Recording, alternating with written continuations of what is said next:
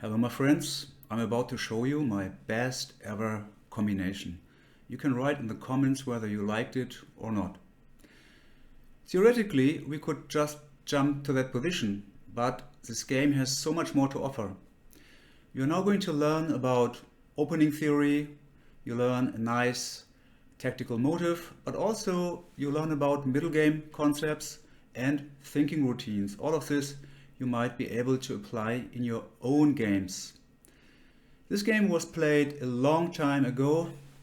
I played it in Sweden in winter time, and you can judge by this combination, Sweden, winter, that I must have loved chess quite a lot when I was young.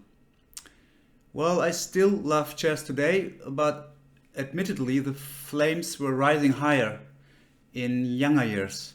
I think that's quite normal. Back then I was hunting for the international master norm, and actually I managed to succeed. This game played an important part in my endeavor. e4, e5, classical chess, knight f3, knight c6, bishop b5, the Ruy Lopez opening, or the Spanish. a6, the main move, and now I took on c6, which is called the exchange variation. The main move is bishop a4. Objectively it is better than bishop c6, but nevertheless bishop c6 is interesting, it is challenging, and you could apply a lot of pressure by playing this move as well.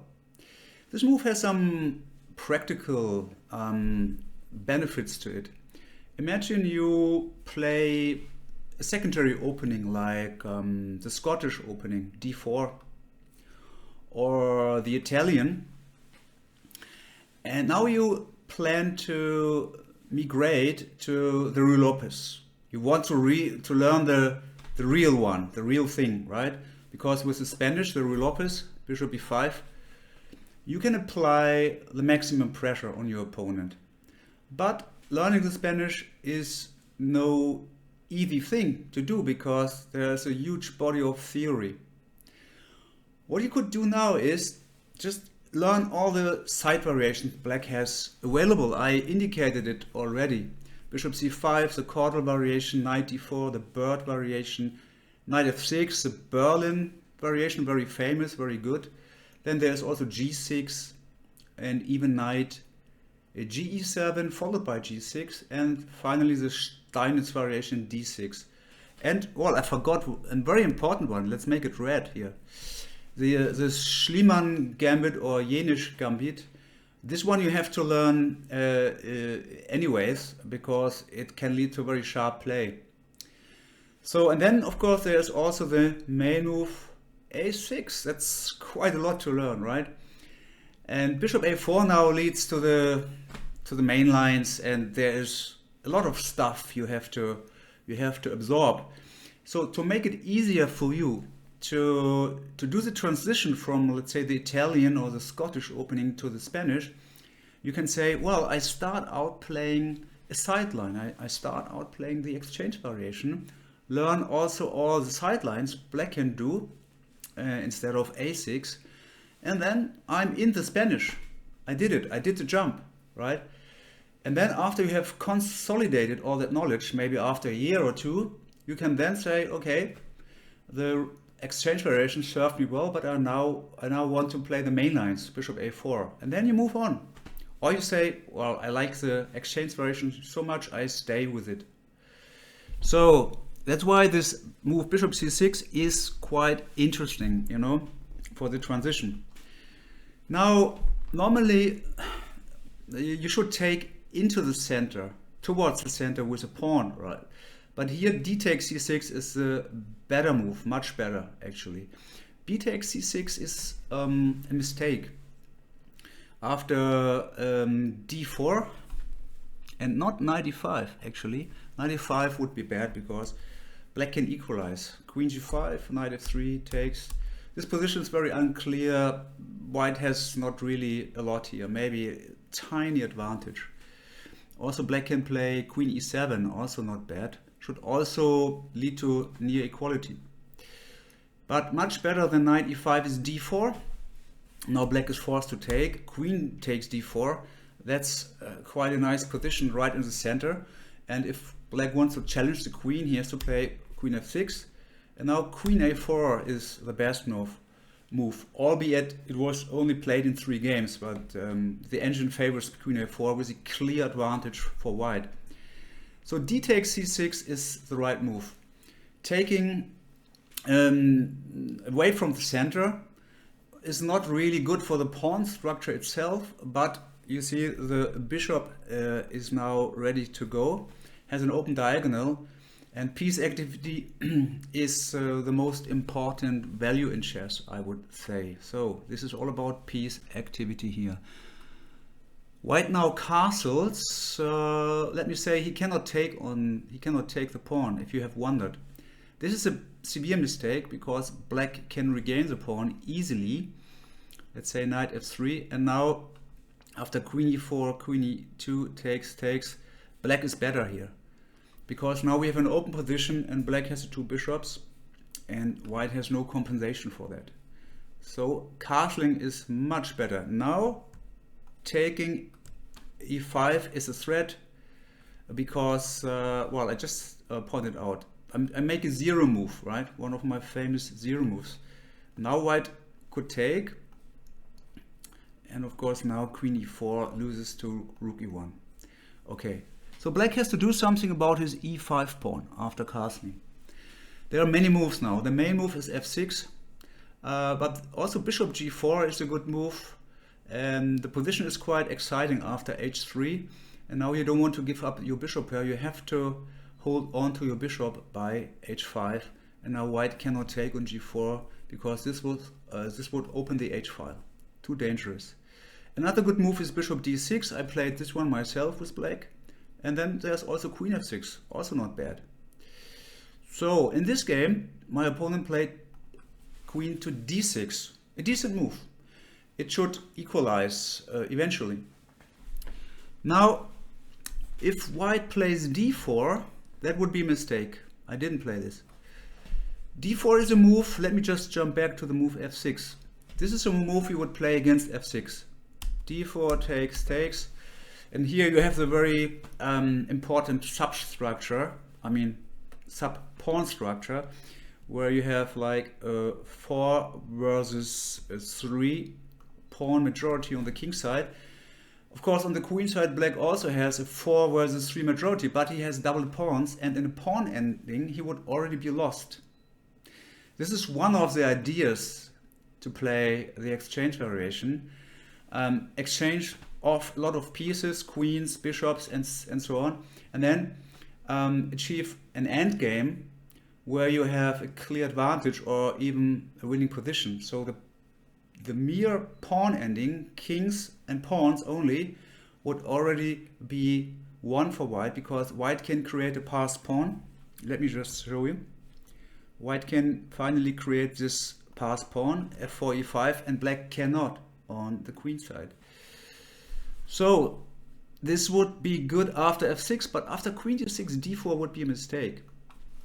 d4 takes, and now bishop d7. You see the move queen d6 is more valuable for black than f6 because black can now castle quickly queenside and has very active piece play. This position might still be equal, but black already has the initiative, so white has to be very careful here. That's why I played the move d3. I didn't want to open the position for the 2 bishops. Here we as white have the better pawn structure, but black has a bishop pair. This is black's compensation for his deformed pawn structure, right?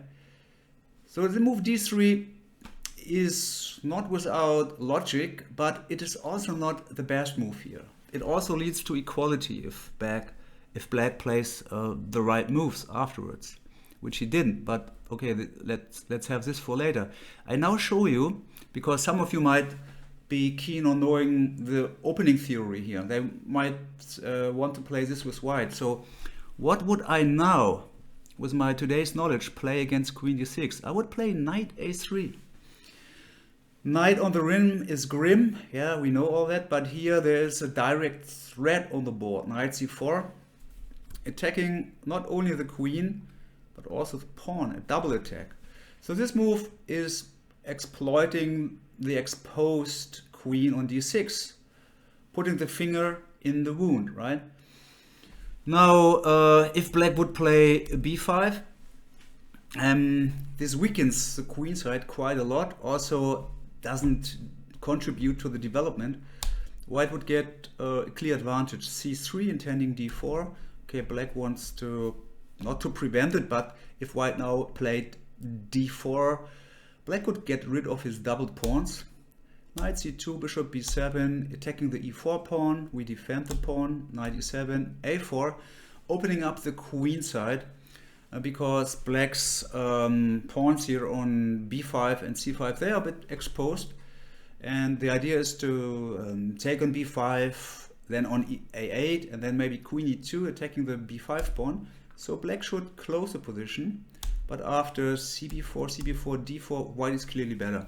So b5 is a mistake after knight e3. Much better is bishop e6, preventing knight c4 developing simultaneously a piece. Now queen e2 is a good move, renewing the idea to play knight c4. You must know one thing about this position. I already mentioned it. White has a better pawn structure, but black has the two bishops. If we could now exchange our knight a3 against the e6 bishop by playing knight c4, forcing black to exchange there on c4, we would rid black of his compensation, and we would be sitting on a very good pawn structure as the white player.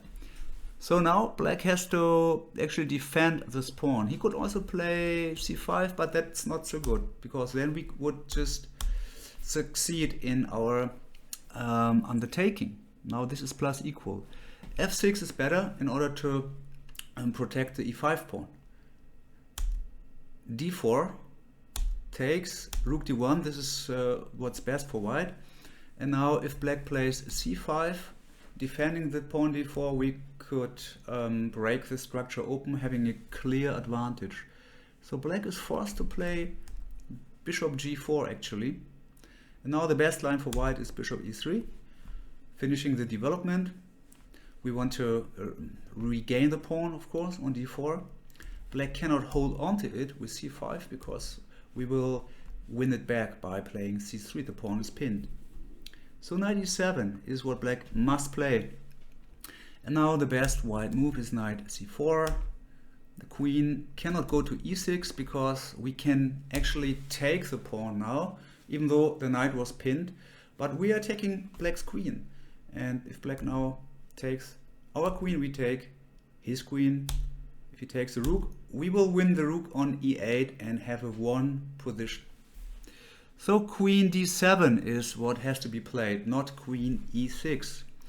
Now there are two lines. I don't want to make it too long for you here. Let's have just a glimpse into these variations for a couple of moves. Rook d4 is one option. Queen e6, bishop f4, attacking the c7 pawn. And now knight d5 is a strong move. Black has to find this move. Bishop g3, the bishop was under attack. Bishop c5 attacking the rook moves away. And now knight b6. This position is finally equal, but black still has to find some more good moves. He has to prove or earn his equality. So after 4 or 5 more moves, black then can claim an equal position. Another idea is to take here with the bishop on d4. But after queen e6, this might threat bishop takes f3, because then the queen cannot recapture as the knight c4 would be hanging.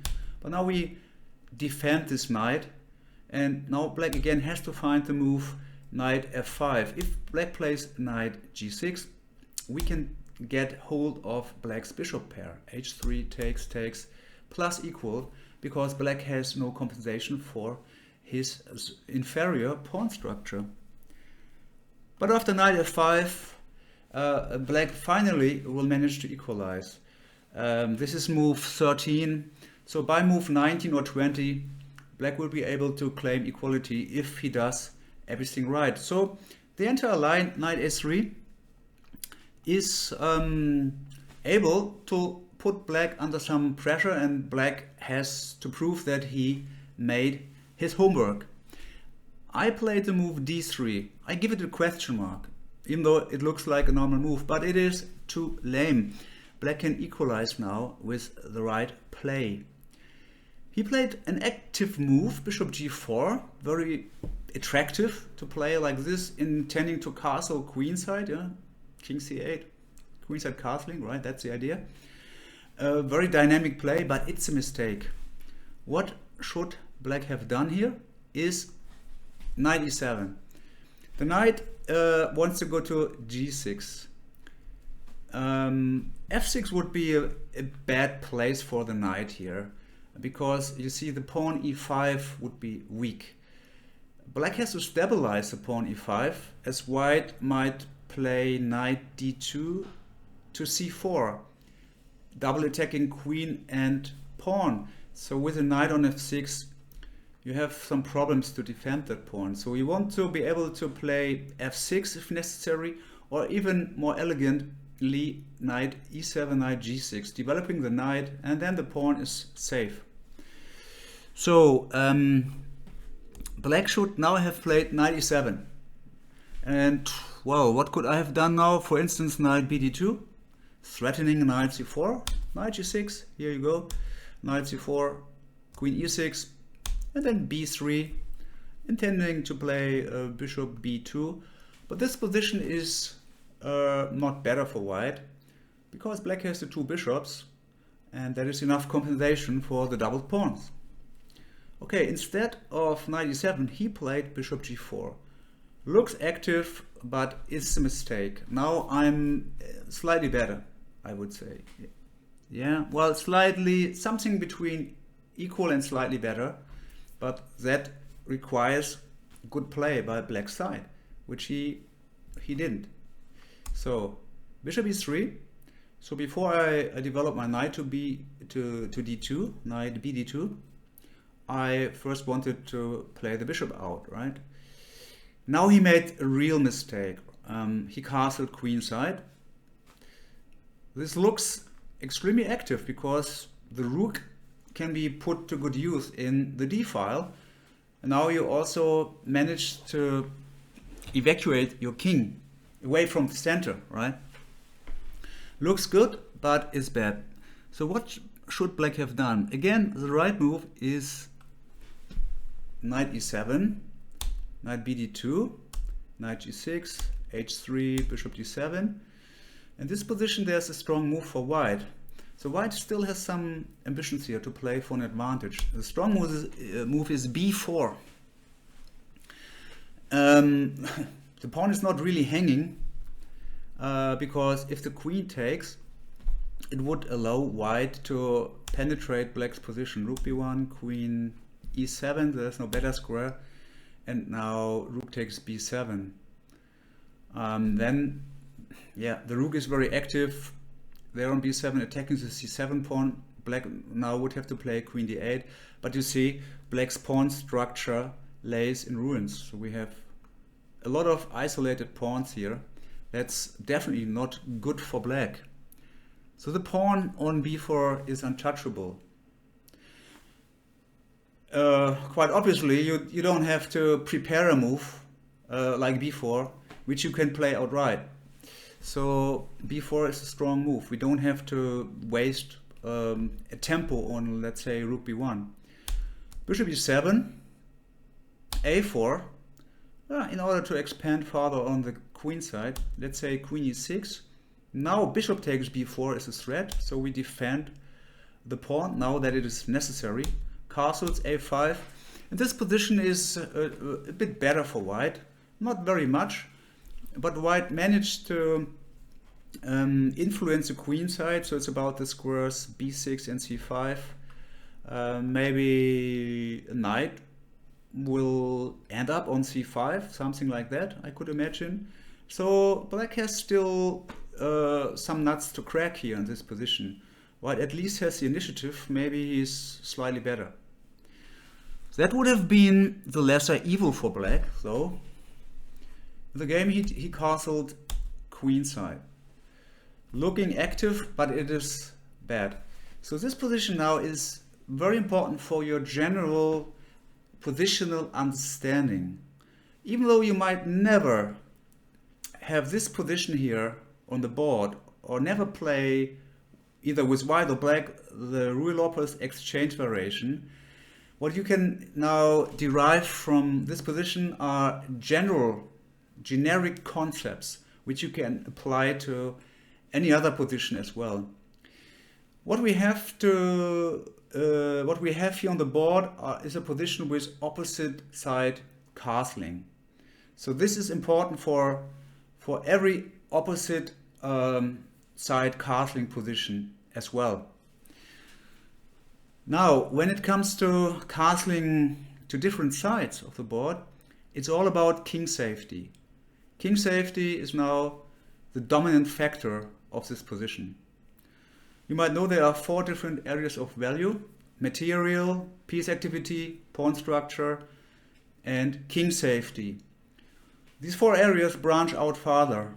I teach the value system of chess to my students who take lessons with me or in my webinars. But just briefly here, so there are 4 value areas, and here king safety is the most dominant one, because in positions with opposite side castling, it's often a race. Who is attacking first? Who is arriving first with his attack, right? Now, when we look at the pawn structure in front of white's king, we see it is perfect. It's intact. There is no weakness. Now, black has 2 pawns or in the 6th rank. That means that white can open up lines. So white's idea now, this is what I pursued, is somehow to break up black's fortress by playing b4, b5, which is possible by the presence of the pawns there on the 6th rank. Black, on the other side, cannot do a similar thing, because my pawn structure is still intact. So this is the difference. This gives me a clear advantage here. Whenever you have a position and you think about the right plan, try to figure out what is the most important theme, the main theme of the position. And here the main theme is king safety, and the method is to attack with the pawn storm, right? And black has those 2 pawns on the 6th rank, and they are called a hook. Black has 2 hooks by which I can open up the position on the queen side here, black's king's position. So this is actually the key to the position. This is the key to understanding that position.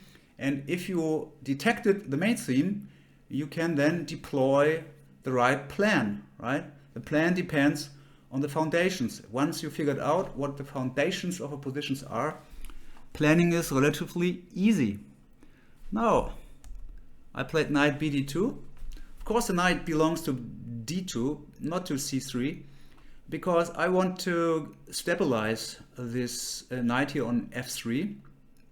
So now theoretically I could play my queen away, to the queen side, and if black took, I could recapture with a knight. Also there is this knight c4 idea, so d2 is the right square.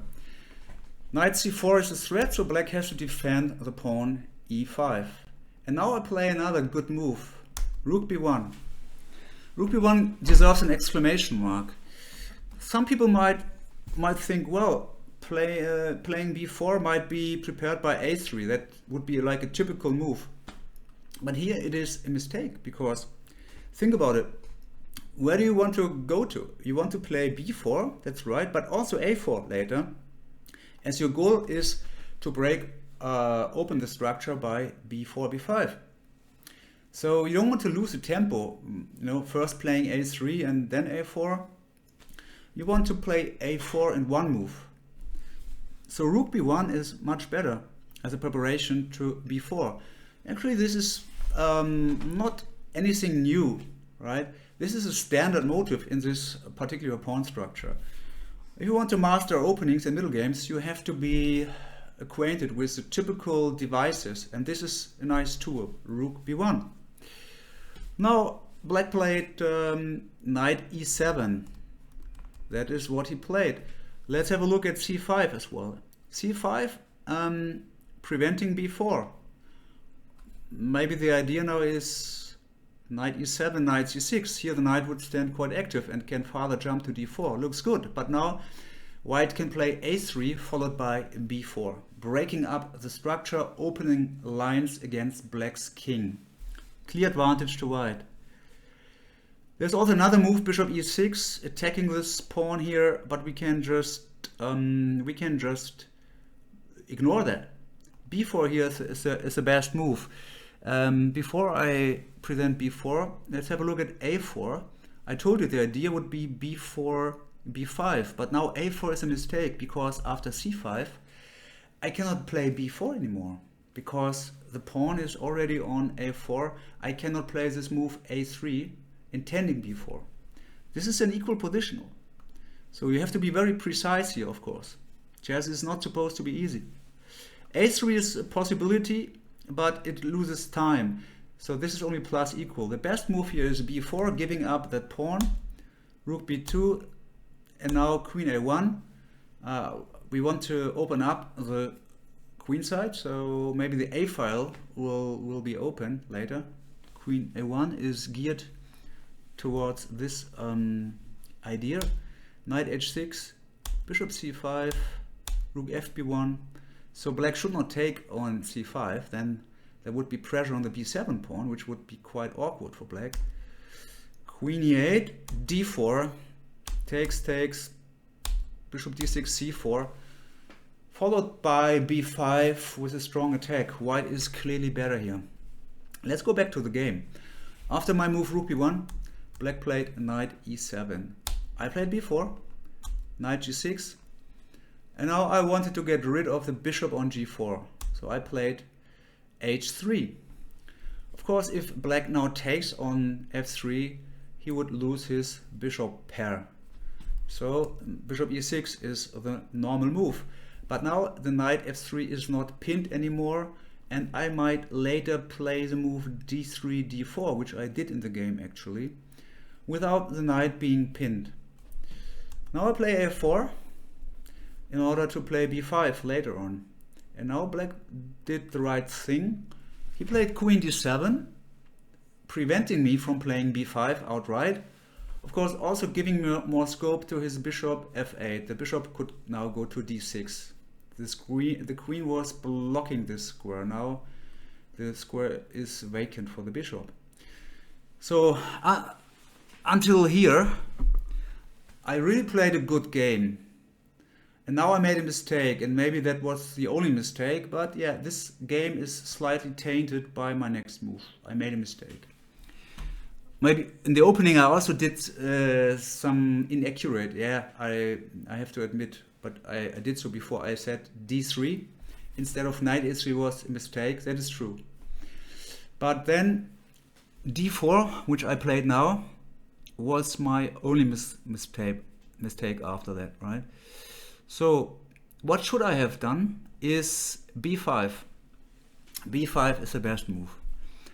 So what can black do? He could take, I recapture, and now if black plays a5 in order to keep the position closed, I can open up more lines.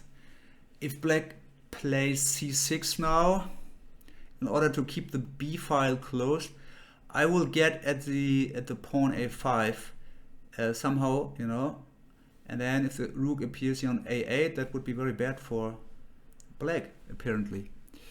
So that is not good for black. After ab5 has to be played, but now d4 gives me a winning position.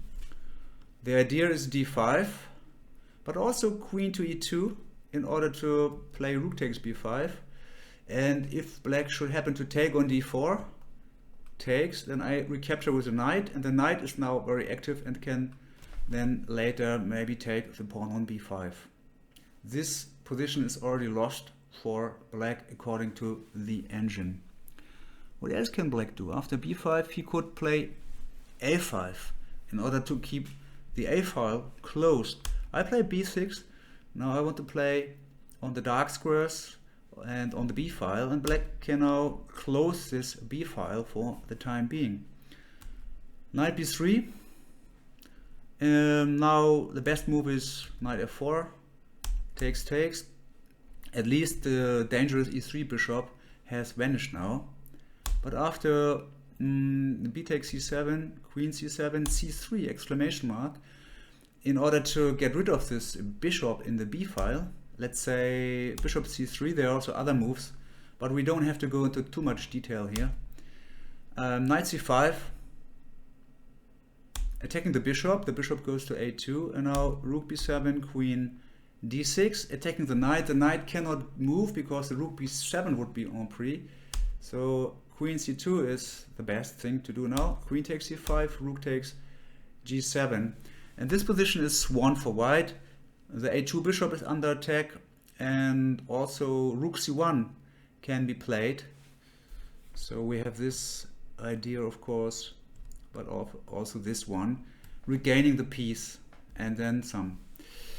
Okay, b5, that would have been the correct move. I played d4, and I overlooked one interesting idea for black. So I wanted to activate also my queen. I wanted to play the queen here to e2, and then I can play b5. But if I was to move here, I could also play b5 now. If black takes twice on b5, then I have this, let me just point it out, this d4, d5, right? So imagine b5, ab, ab, cb, then d5 would gain a lot of space in the center and on the queen side. So the idea behind d4 is legit, but sometimes the devil is in the detail, right? So the execution was not the best here. Now black cannot take here because I'm winning here after knight d4. This is what I wanted to achieve, this strong knight here, followed by b4, b5. Black did the right thing, he played bishop d6, finishing his development and playing the bishop to the right square, right? Now b5, this is what I played. I wanted to open up the king side, the queen side, but from black's perspective, the side where his king is located, right? And now my opponent, thankfully, made the counter mistake. He took on d4. Of course, now the threat is taking here, and if queen takes c6, d5, winning the bishop. And if black takes here, I can play d5, as I mentioned, followed by queen e2, and then just crushing black. But here black had bishop takes h3 as a possibility. I overlooked this, and he did as well. This looks a bit crazy, but it works. B takes c6, b takes c6. And now I cannot take the bishop, because after e takes d4, bishop d4, queen takes h3, black is winning. He is threatening both knight f4 and knight h4, with a mate on g2 to come. So after b takes e6, I would have to take on e5. And now there are two moves to consider, but we just have to look at black's better move. The better move black has here is queen g4. Knight e5 is not that good. Queen g4 threatening checkmate. Knight e1 defending against the threat. And now, for instance, black can play knight e5, f4. Now two pieces are hanging. Queen g3, bishop f2, queen takes f4, gh3, knight c4 with a completely unclear position. There's a threat of mate on h2. The d2 knight is hanging, so this position is unclear. Black can also play in this position instead of knight e5, bishop takes e5, and then the position is a bit more easy. but still equal, right? This position is equal. So bishop h3 takes is what black could have done. Yeah, not easy to find, easily to overlook. Yeah, I overlooked this, but now let's go back to the game. Here black made a mistake. E takes d4, question mark. I played rook a1, threatening checkmate on a8. And now he played king b8. There's no salvation anymore. He could clear the square d7 by playing queen f7, but after b takes c6, bc6, knight d4, he is losing on the queen side, as you can see. The position is completely open and I have an attack.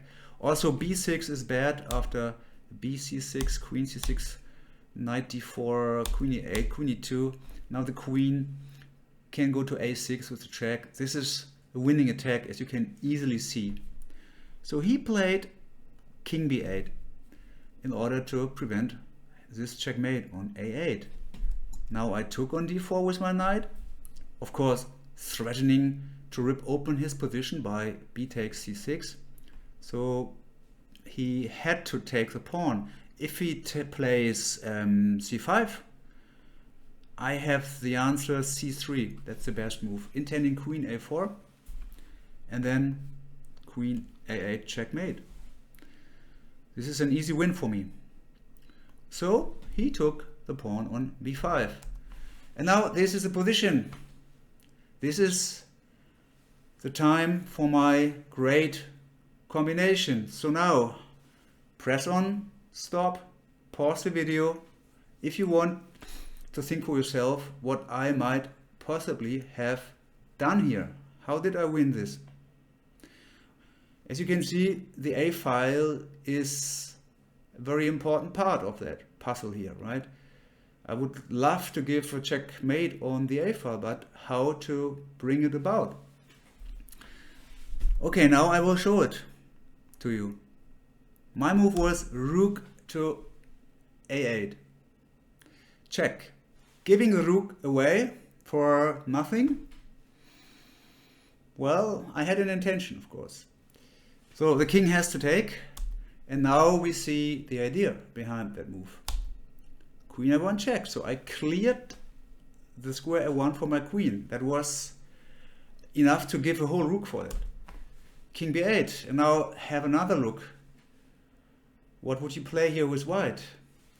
I think he might have calculated a move like, and surely he did so, knight c6, but this doesn't win. Of course, if he takes with a pawn, I can give checkmate in two moves, but he can play queen takes c6, and now he has a flight square on d7, so this doesn't work. So what did I do?